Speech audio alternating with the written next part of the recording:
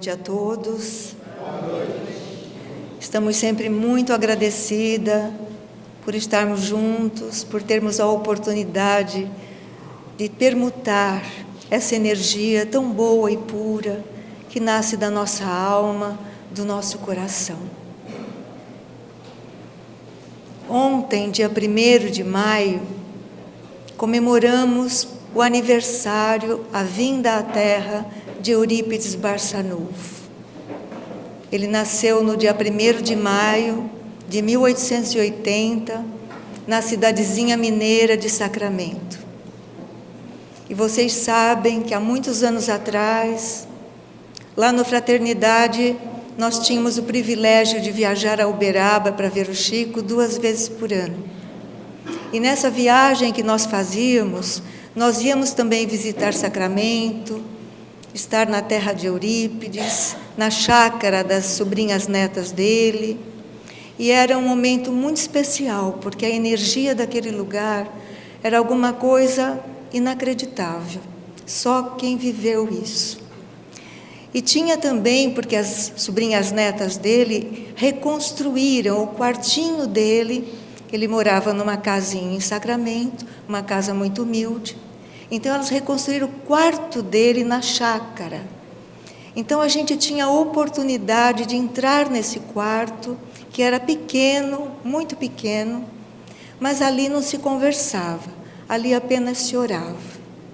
E ali dentro, gente, eu não posso descrever em palavras o que a gente sentia. E estava eu ali, naquele ambiente de paz, de recolhimento. Eu nunca havia visto na minha vida um quadro fluídico. E eu tive a oportunidade de, pela primeira vez, lá no quartinho de Eurípides, eu vi um quadro fluídico. E aparecia nitidamente um chalé amarelo, 3 degrauzinhos na frente, um corredorzinho, tudo muito humilde, muito simples, um chapéu de sol na frente do chalé, uma árvore. E aquilo ficou impregnado ali muito tempo. E eu fiquei me questionando por que eu estava vendo aquilo. A princípio não vinha nada na minha mente.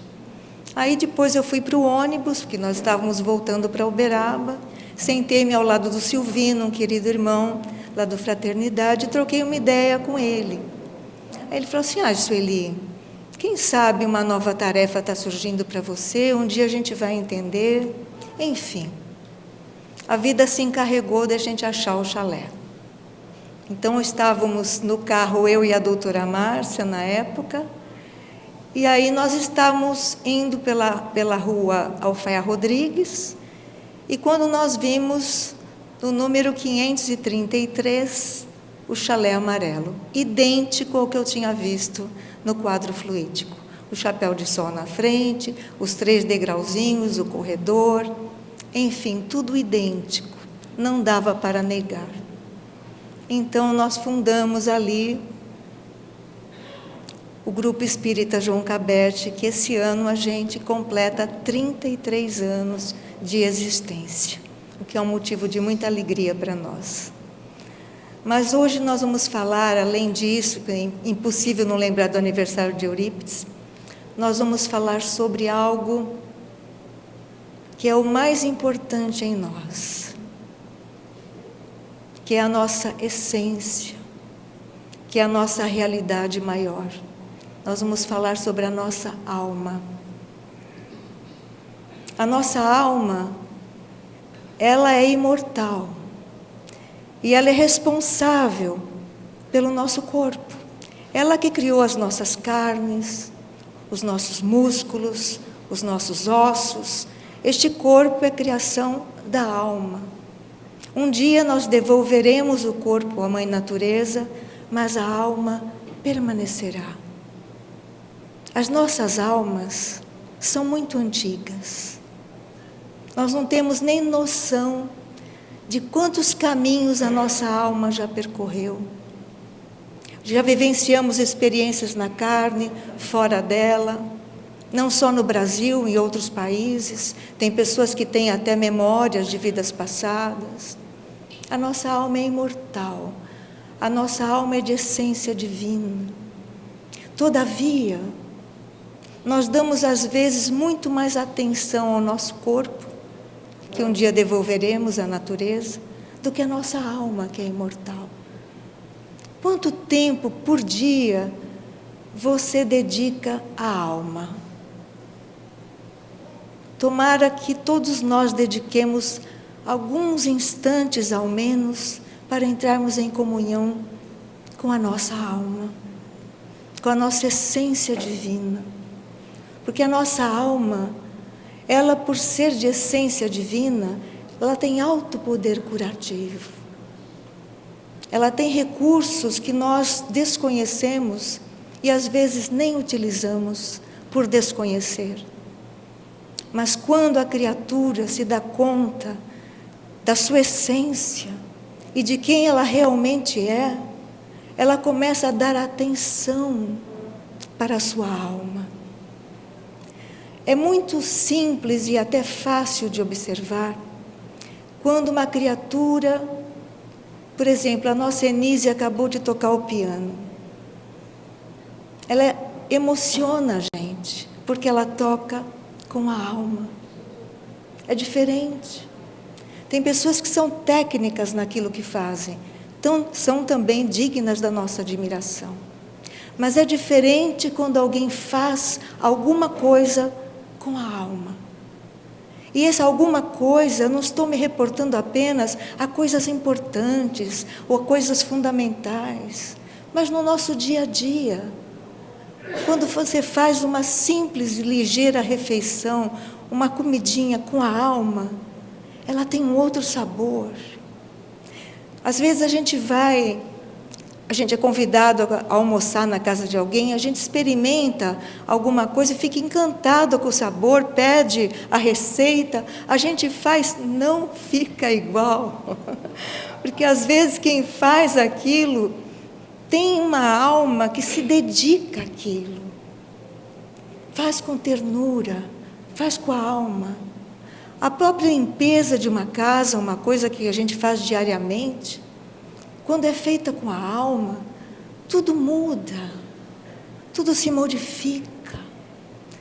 Quando alguém nos abraça com a alma, esse abraço é diferente. É um abraço curativo, é um abraço que tem outra vibração. E não só o ser humano tem uma alma. Eu não sei quem aqui tem cãozinho de estimação em casa. Acho que algumas pessoas devem ter. Quando eles nos olham com a alma. É algo que se estabelece de energia, né? Entre nós e eles. É algo que não dá para pôr em palavras. E vocês veem, é um ser irracional, que age por instinto, mas já tem alma. Tudo tem alma. Quando a alma se dá conta da sua natureza divina, ela vê Deus em toda parte.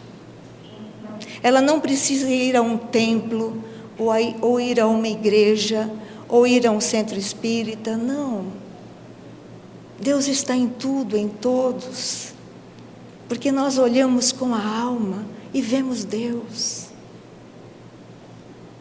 É muito importante que a gente recorde que essa visão de Deus que nos encanta não se circunscreve apenas àquilo que a gente acha bonito.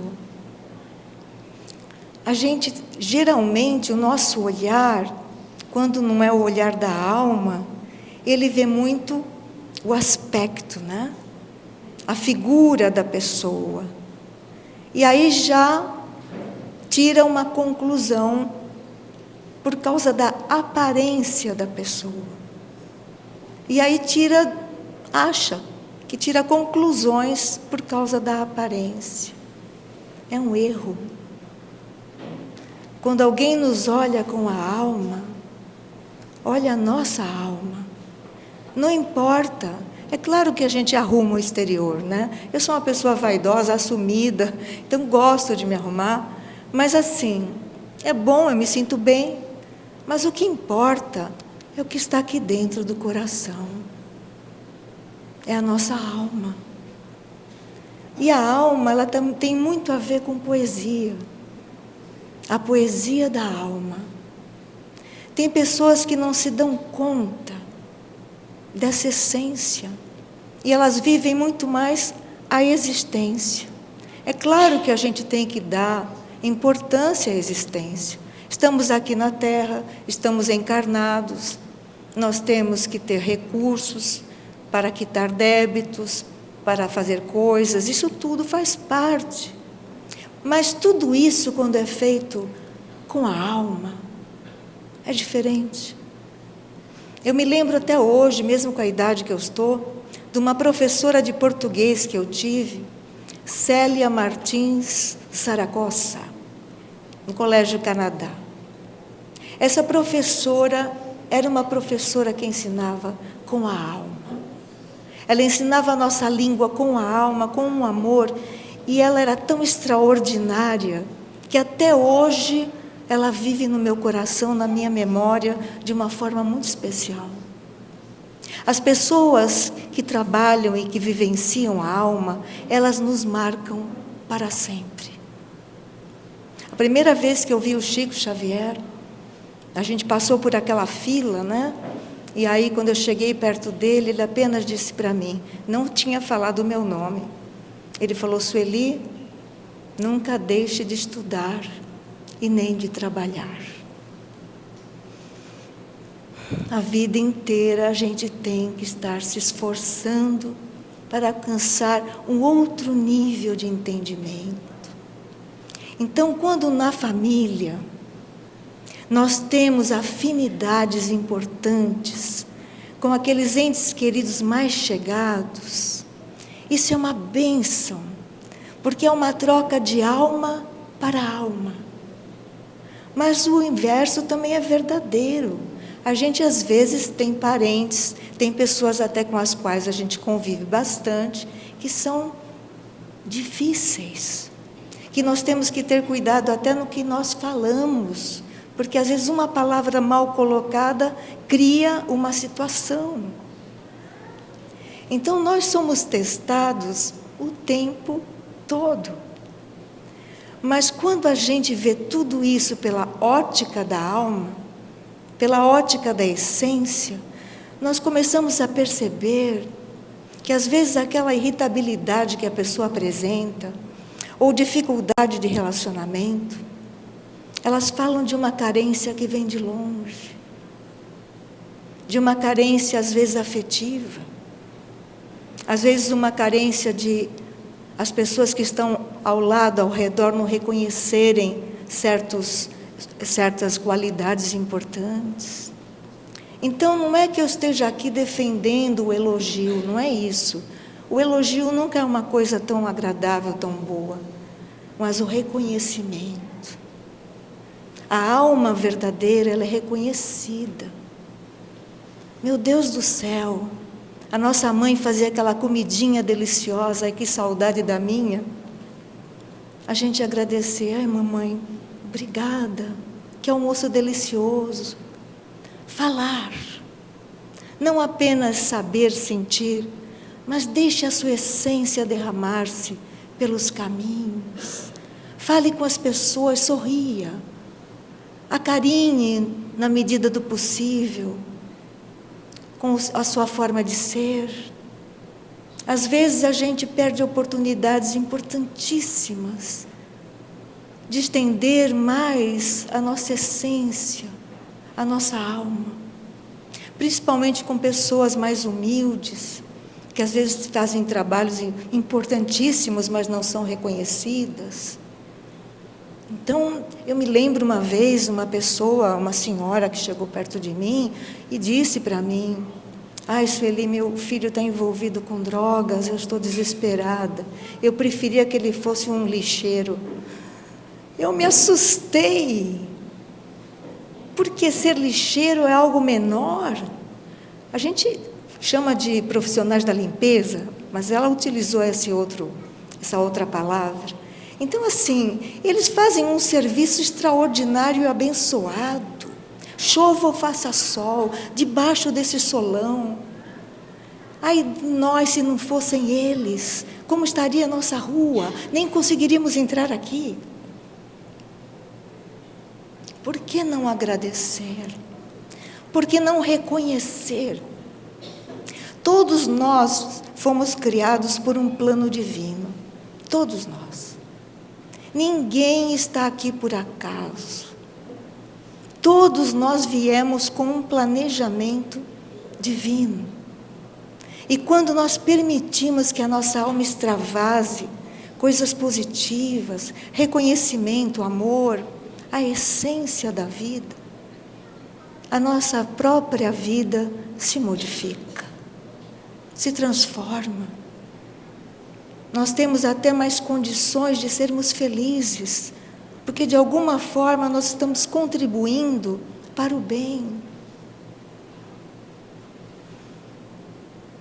É impressionante como os espíritos elevados, eles têm um outro olhar, né? Então, um grupo estava passando, São Francisco estava junto, lá atrás, né? E aí encontraram um cão que estava já em estado adiantado de decomposição. O cheiro, o que eles viram, então começaram a falar coisas pesadas. Aí Francisco olhou para o cão e disse: que belos dentes tinha esse animal. Quando o ser tem alma, ele sempre vê algo de bom. Há outras pessoas que temem trabalhos feitos, coisas isso, coisas aquilo, coisa ruim, coisa não sei o quê. Gente, tudo é de Deus. Tudo vem de Deus. Nós não podemos negar que a ignorância humana ainda é muito grande no planeta em que vivemos, e eu estou incluída nessa ignorância. Mas quando nós começamos a perceber que tudo tem um vínculo com o alto, porque senão não existiria, nós começamos a respeitar tudo. E quando a gente respeita, a gente utiliza a alma. Tudo tem uma razão de ser. A gente não tem que desmerecer nada, a gente tem que respeitar. Não é fácil. Não é fácil, porque nós todos, de alguma forma, fomos criados assim ou acolá, desse jeito ou de outro, e nós temos uma opinião já formada, às vezes, de muito tempo. Mas nós precisamos ser pessoas mais flexíveis. Eu me lembro que uma pessoa me procurou há algum tempo atrás, e ao chegar perto de mim, antes de ela abrir o coração, ela disse: Sueli, você vai me julgar? Eu falei: minha querida, quem sou eu para julgar alguém? Aí ela falou: mesmo que eu diga que eu sou viciada, você é contra? Eu falei: querida, eu só sou contra mau caratismo, de resto, eu respeito tudo. Porque a gente não pode. Para ajudar alguém, a gente não pode julgar. E a gente não pode excluir por isto ou por aquilo. Ela utilizava uma droga, enfim. Mas assim, cada um sabe dos seus dramas interiores. Cada um sabe o que se passa no seu coração, no próprio coração. Os outros veem a gente, olham a gente, mas nem imaginam, às vezes, o que a gente está carregando. De dificuldade, de angústia, de desânimo, de um cansaço que não tem explicação. A gente já sai da cama de manhã, às vezes com o corpo cansado. Cada um sabe de si. Então, o que nos cabe à nossa alma, é a nossa alma acolher a outra alma. Jesus não julgou ninguém. Madalena foi a primeira a ver Jesus ressuscitado. Uma mulher tida como uma mulher da vida. Foi a primeira. Só depois é que ele surgiu aos apóstolos, em ambiente fechado, durante 40 dias e 40 noites, para orientá-los e instruí-los. A alma que ama não vê negatividade. Ela simplesmente ama. Ela simplesmente acolhe. Nós necessitamos de amor, como nós necessitamos do alimento. Se o alimento ajuda o nosso corpo, o amor ajuda a nossa alma. A permuta afetiva nesta casa, por exemplo, porque nós estamos aqui com a nossa alma. Nós não viemos aqui à toa. A nossa alma é sedenta de algo que, de alguma forma, ela se sinta firme, forte, confiante. Nós estamos aqui por isso. Então é uma troca de energia que existe aqui, que eu vou ser muito franca com vocês. Coitada de mim se eu não tivesse este teto. Aqui eu me renovo, aqui eu me fortaleço. Aqui eu crio um pouco de asas para voar. Porque quase sempre a gente fica aqui se arrastando pelo chão, né? Mas quando a alma começa a sentir-se nutrida, amada, amparada, meu Deus, aí tudo muda.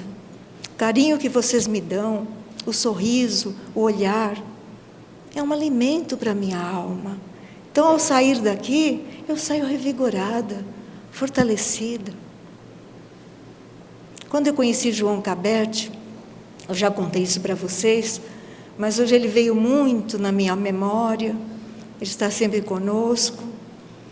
Então, quando eu conheci Cabete, até hoje eu me surpreendo, porque ele nunca estudou música, Cabete. E, no entanto, ele tocava piano e violão. Eu gostaria que vocês tivessem tido a oportunidade que eu tive, acho que vocês ouviram bastante, né? Ele tocar. Meu Deus do céu, era alguma coisa assim que transportava a gente, porque ele tocava com a alma. Era diferente. E as músicas que ele colocou para nós ficarmos mais envolvidos e inebriados na nossa alma, que a gente canta aqui, os hinos, não é? Esses hinos maravilhosos.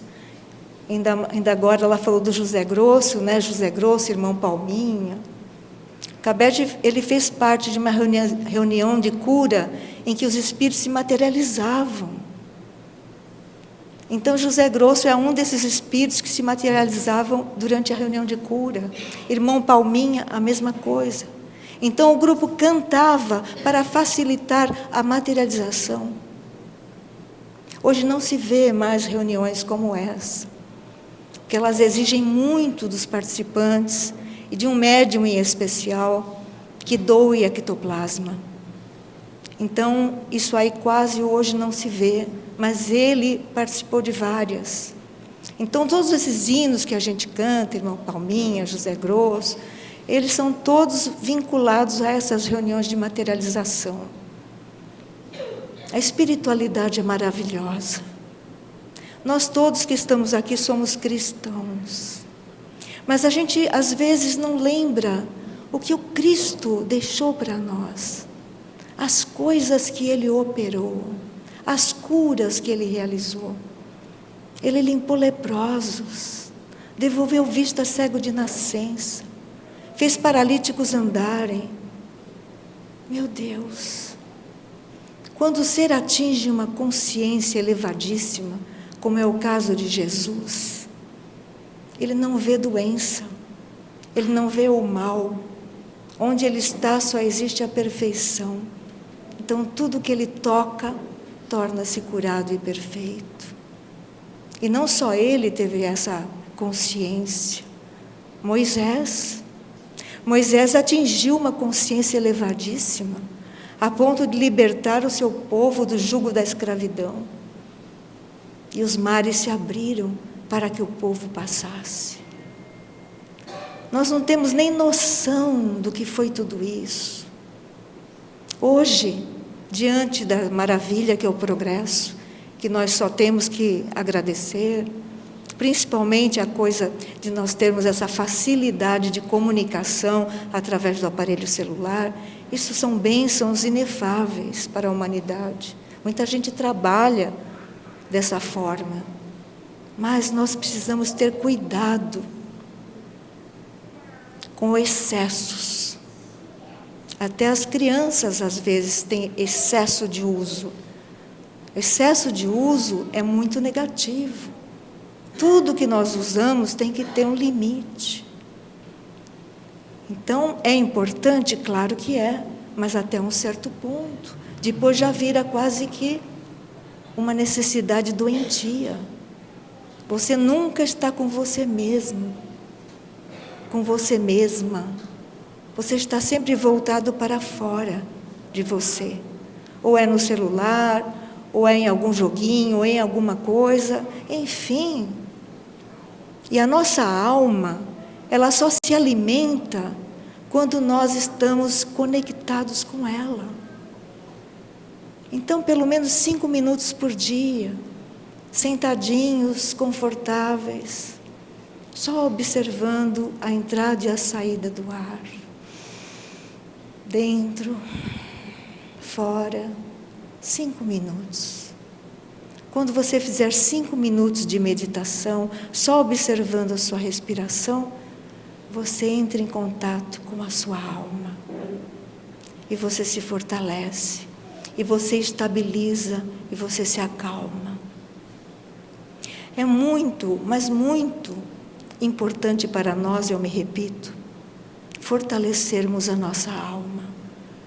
Às vezes a pessoa apresenta uma porção de sintomas, não é? Ou dores, ou inquietação, ou insônia, irritabilidade, enfim. Vai ao médico, que é muito importante, toma as medicações indicadas e praticamente não tem resultado positivo algum. Por quê? Porque o que está doente é a alma, não é o corpo. Os remédios ajudam, em nada estou desmerecendo. Mas cuide um pouquinho mais da sua alma. Deixe a sua alma mais leve, mais despreocupada. Aprenda a dançar com a alma. Faça da sua alma uma poesia colorida, linda. Como está a alma de vocês agora? Estou sentindo a alma de vocês muito linda. Estamos todos com a alma linda. Que possamos sair daqui e permanecer nessa atmosfera, numa energia santa e pura, que vai alcançando todas as camadas do nosso ser, desde as exteriores até as mais interiores. Nós carecemos de paz. A paz precisa estar dentro de nós. E a alegria da vida também.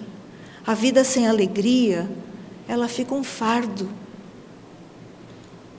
É claro que a gente tem momentos de quietude, de seriedade, até de preocupação, faz parte. Mas não vamos deixar de lado nunca esse dom que nós temos de entrar em comunhão com a alma do Pai e do Cristo. Então, quando a gente se benze, né, a gente tem o hábito, eu tenho muito, Pai, Filho, Espírito Santo. Quando a gente se benze, a gente não só faz o gesto, né?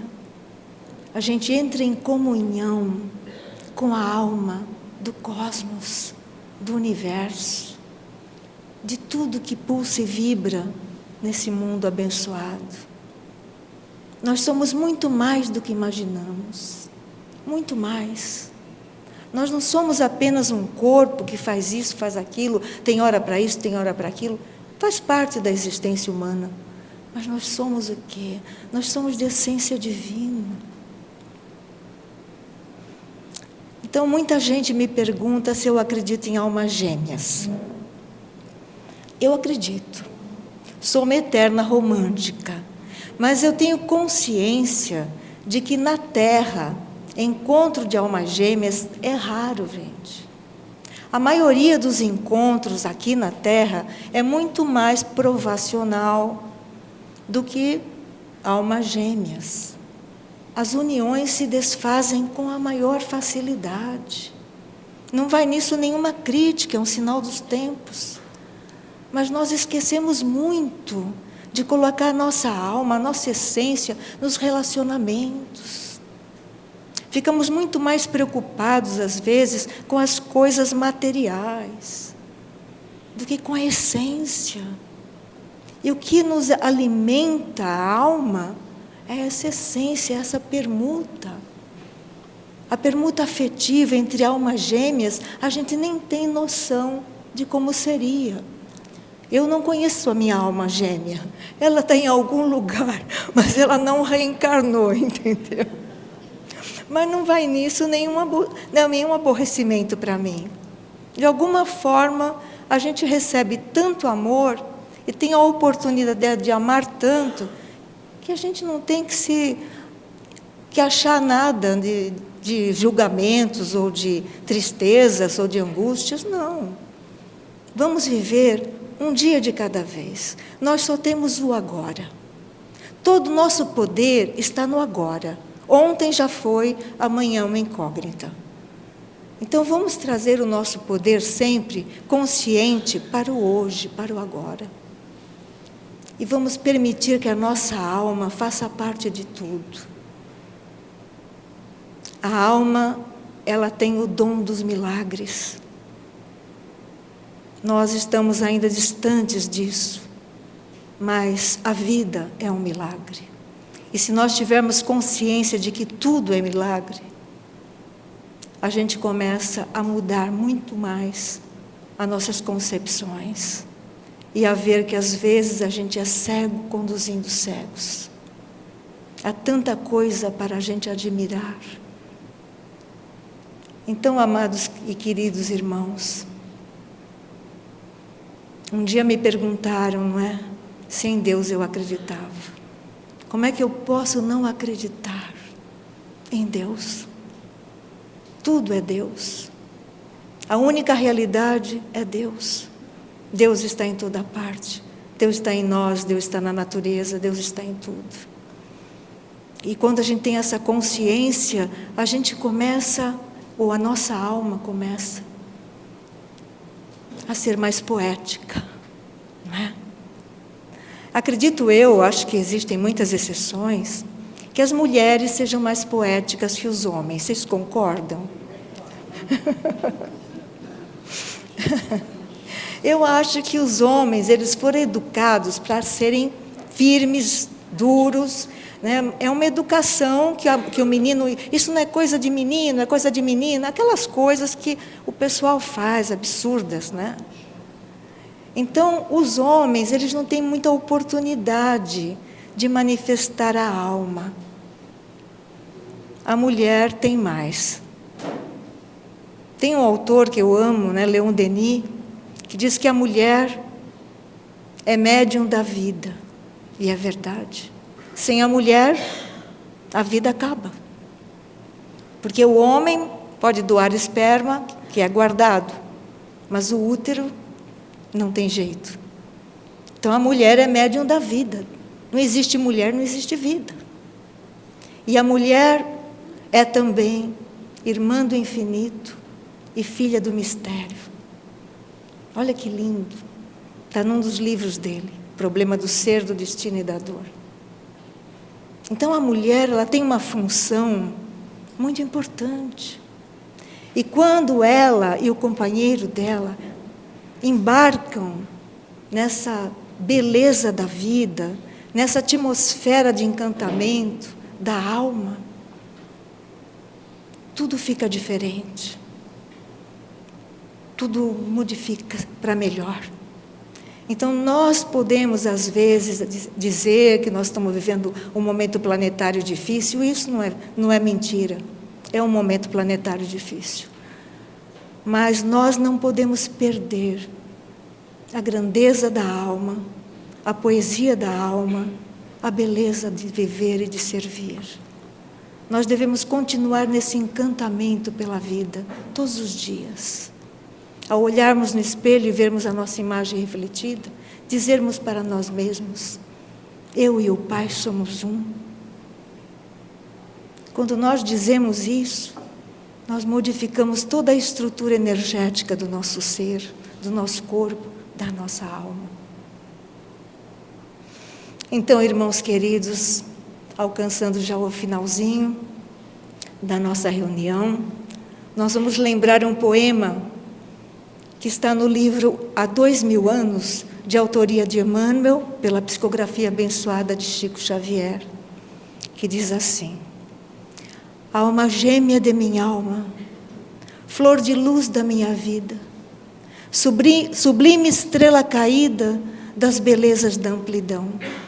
Quando eu vagava no mundo, triste só no meu caminho, chegaste devagarinho e me encheste o coração. Vinhas das bênçãos dos deuses, da divina claridade, tecer-me a felicidade em sorrisos de esplendor. És meu tesouro infinito, juro-te eterna aliança, porque sou tua esperança, como és todo o meu amor.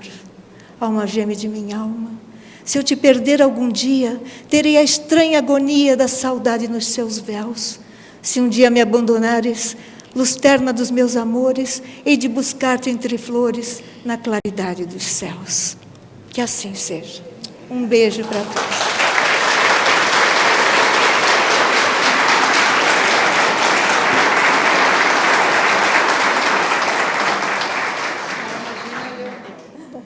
Também acho.